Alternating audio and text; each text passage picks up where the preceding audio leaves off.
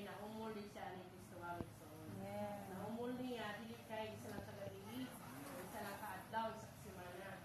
Kundili, ipakita din niya may soon, na panugwa din yung daghan pagpangalangan ni Pablo, tungod sa pagbuhat niya may soon sa daghang mga tuwig.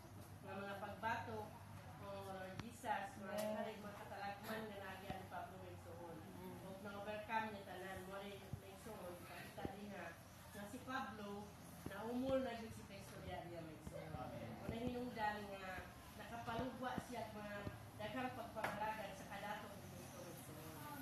Pakita ba rin niya may soon sa kanang panagway bitaw may soon sa mga tao na umulan ni Kristo.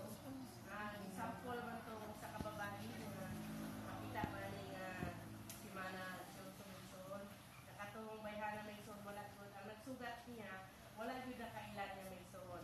Pero sa dagway niya may soon, mailhan diya